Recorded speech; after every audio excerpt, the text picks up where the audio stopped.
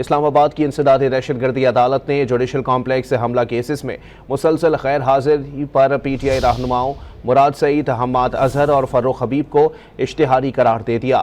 واسع قیوم عباسی، راجہ بشارت سمیت متعدد غیر حاضر ملزمان کے وارنٹ گرفتاری جاری کر دیے گئے۔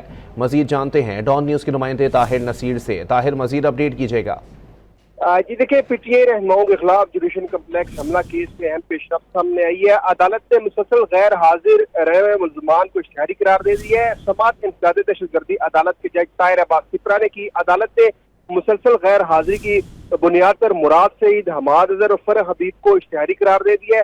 واسف قیوم عباسی، راجہ بشارت سمیت متعدد غیر حاضر ملزمان کے وارنٹ گرفتاری جاری کیے گئے ہیں۔ عدالت نے دستیاب ملزمان کی حاضری کے بعد کیس کی سماعت ملتوی کر دیا۔ انسداد دہشت گردی عدالت کے جج طاہر عباس سپرا نے دو مقدمات ہیں، دونوں کیسز پر مزید سماعت 7 اپریل تک کے لیے ملتوی کر دیا، اور جن ملزمان کے وارنٹ گرفتاری جاری کیے گئے ہیں، انسداد دہشت گردی عدالت کے جج طاہر عباس سپرا نے پولیس کو حکم دیا کہ ان ملزمان کو گرفتار کر کے آئندہ سماعت پر عدالت پیش کیا جائے۔ جی بہت شکریہ طاہر۔